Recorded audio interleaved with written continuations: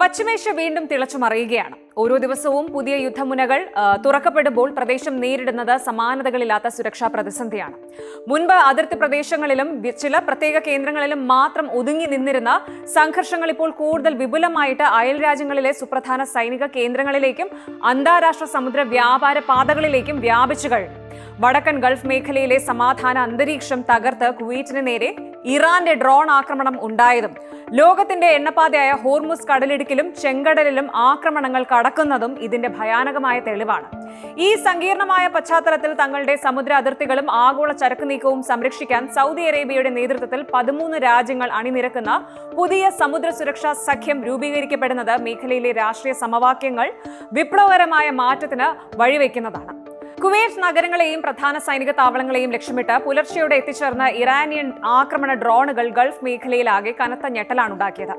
രാജ്യത്തിന്റെ പരമാധികാരത്തിന് നേരെ ഉയർന്ന ഈ പെട്ടെന്നുള്ള ഭീഷണിയെ കുവൈറ്റ് സായുധ സേന സമയോചിതമായ ഇടപെടലോടെയാണ് നേരിട്ടത്. കുവൈറ്റ് വ്യോമാതിർത്തിക്കുള്ളിൽ പ്രവേശിച്ച ആക്രമണകാരികളായ ഡ്രോണുകളെ വ്യോമസേനയുടെ ആധുനിക പ്രതിരോധ സംവിധാനങ്ങൾ വിജയകരമായിട്ട് തകർത്ത് വീഴ്ത്തി. കുവൈറ്റ് പ്രതിരോധ മന്ത്രാലയ വക്താവ് brigadier general Saud Abdul Aziz Al Otaibi വ്യക്തമാക്കിയതുപോലെ ആക്രമണത്തിന് പിന്നിൽ ഇറാനിയൻ സൈനിക വിഭാഗങ്ങളുടെ നേരിട്ടുള്ള ഇടപെടൽ ഉണ്ടായിരുന്നു. ആക്രമണം വിജയകരമായിട്ട് പ്രതിരോധിച്ചുവെങ്കിലും വെടിവെച്ചിട്ട ഡ്രോണുകളുടെ അവശിഷ്ടങ്ങൾ താഴെ ജനവാസ മേഖലകളിലും കെട്ടിടങ്ങൾക്കു മുകളിൽ പതിച്ചതിനെ തുടർന്ന് വസ്തുവകകൾക്ക് വൻതോതിൽ ഭൗതിക നാശനഷ്ടങ്ങൾ സംഭവിച്ചിട്ടുണ്ട്. ഭാഗ്യവശാൽ ആളപായമൊന്നും റിപ്പോർട്ട് ചെയ്യപ്പെട്ടിട്ടില്ല എന്നത് വലിയൊരു ആശ്വാസമായി മാറുമ്പോഴും സുരക്ഷാ ആശങ്കകൾ ഒട്ടും കുറയുന്നില്ല. രാജ്യത്തിന്റെ സുപ്രധാന ഇൻഫ്രാസ്ട്രക്ചറുകളെയും സൈനിക കേന്ദ്രങ്ങളെയും ലക്ഷ്യമിട്ടുള്ള ഇത്തരം നീക്കങ്ങൾ ഭാവിയിലും തുടർന്നേക്കാമെന്ന വിലയിരുത്തലിൽ കുവൈറ്റ് സൈന്യം അതീവ ജാഗ്രതയിലാണ്. മറ്റു സുരക്ഷാ ഏജൻസികളുമായി ചേർന്ന് രാജ്യത്തുടനീളം കടുത്ത മുൻകരുതലുകൾ പ്രഖ്യാപിക്കപ്പെട്ടിരിക്കുകയാണ്. സമാധാനപ്രിയരായ അയൽ രാജ്യങ്ങളെ സംഘർഷത്തിലേക്ക് വലിച്ചിഴയ്ക്കുന്ന ഇത്തരം ആക്രമണങ്ങൾ നയതന്ത്ര തലത്തിൽ കടുത്ത പ്രതിഷേധത്തിന് വഴി തുറന്നിട്ടുണ്ട്. കരയിലെ സംഘർഷങ്ങൾക്ക് സമാന്തരമായി ലോകത്തിലെ ഏറ്റവും തന്ത്രപ്രധാനമായ സമുദ്രപാതകളിലും സ്ഥിതിഗതികൾ ഭീതിജനകമായിട്ട് തുടരുകയാണ്. അമേരിക്കൻ യുദ്ധവിമാനങ്ങളുടെ കവചവും അകമ്പടിയും ഉണ്ടായിട്ടും ഹോർമുസ് കടലിടുക്കിലൂടെ സഞ്ചരിക്കാൻ ശ്രമിച്ച 2 പ്രധാന എണ്ണ ടാങ്കറുകൾക്ക് നേരെയും ഇറാന്റെ മിസൈൽ ആക്രമണം ഉണ്ടായി. 4 ചരക്ക് കപ്പലുകൾക്ക് പോരാട്ടം കാരണം യാത്ര തുടരാനാകാതെ വഴിതിരിഞ്ഞു മടങ്ങേണ്ടി വന്നതായിട്ടും ഇറാന്റെ ഇസ്ലാമിക് റവല്യൂഷണറി ഗാർഡ്സ് അവകാശപ്പെടുന്നുണ്ട്. ഇത്തരം ആക്രമണങ്ങൾ അന്താരാഷ്ട്ര വിപണിയിൽ എണ്ണവില കുതിച്ചുയരാനും സമുദ്ര ഗതാഗതത്തിന്റെ ഇൻഷുറൻസ് നിരക്കുകൾ വർദ്ധിക്കാനും കാരണമാകുന്നു. എന്നിരുന്നാലും ഈ കടുത്ത അനിശ്ചിതത്വത്തിനിടയിലും ആഗോള ഇന്ധന വിതരണം പൂർണ്ണമായി നിലച്ചിട്ടില്ല എന്നതിന്റെ തെളിവുകൾ പുറത്തുവരുന്നുണ്ട്. 20 ലക്ഷം ബാരൽ അസംസ്കൃത എണ്ണയുമായിട്ട് എത്തിയ 2 വൻകിട എണ്ണ കപ്പലുകൾ സുരക്ഷിതമായിട്ട് ഹോർമുസ് കടലിടുക്ക് കടന്നതായിട്ട് വാർത്താ ഏജൻസികൾ ഉറപ്പിച്ചു പറയുന്നു.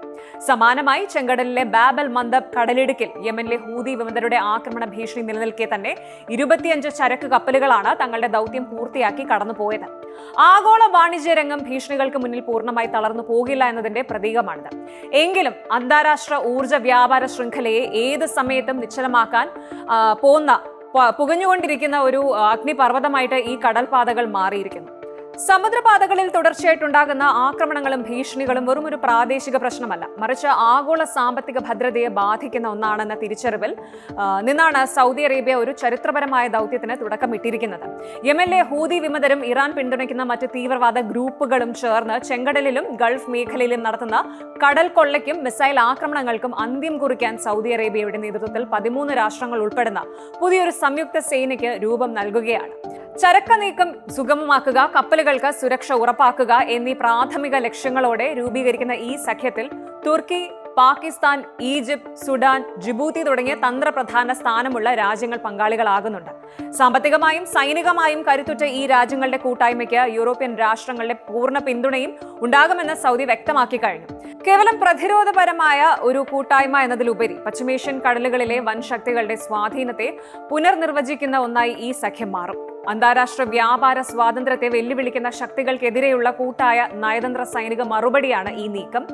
വ്യോമാതിർത്തി ലംഘിച്ചുള്ള ഡ്രോൺ ആക്രമണങ്ങളും സമുദ്രത്തിലെ മിസൈൽ വർഷങ്ങളും പശ്ചിമേഷ്യ വൻകിട യുദ്ധത്തിന്റെ വക്കിൽ നിർത്തുമ്പോൾ ആഗോള സമൂഹം വലിയൊരു പരീക്ഷണ ഘട്ടത്തിലൂടെയാണ് കടന്നു പോകുന്നത്. സൈനിക താവളങ്ങൾ തകർക്കുന്നതിലൂടെയോ ചരക്ക് കപ്പലുകൾ തടയുന്നതിലൂടെയോ ഉണ്ടാകുന്ന വിനാശങ്ങൾ ആത്യന്തികമായി ബാധിക്കുന്നത് സാധാരണക്കാരായ ജനങ്ങളെയും ആഗോള സാമ്പത്തിക വ്യവസ്ഥയുമാണ്. 13 രാഷ്ട്രങ്ങൾ ചേരുന്ന സൗദി സഖ്യത്തെ പോലെയുള്ള കൂട്ടായ്മകൾ സുരക്ഷ ഉറപ്പാക്കാൻ ശ്രമിക്കുമ്പോഴും ശത്രുതയുടെയും ആയുധ ശക്തിയുടെയും പാത ഉപേക്ഷിച്ച് നയതന്ത്ര സംഭാഷണ പ്രശ്നങ്ങളിലൂടെയും സമാധാനത്തിലൂടെയും പ്രശ്നങ്ങൾ പരിഹരിക്കാൻ ബന്ധപ്പെട്ട എല്ലാ കക്ഷികളും തയ്യാറാകേണ്ടത് കാലഘട്ടത്തിന്റെ അനിവാര്യതയാണ്. കൂടുതൽ വാർത്തകൾക്ക് news 18 Keralam YouTube channel subscribe ചെയ്യുക.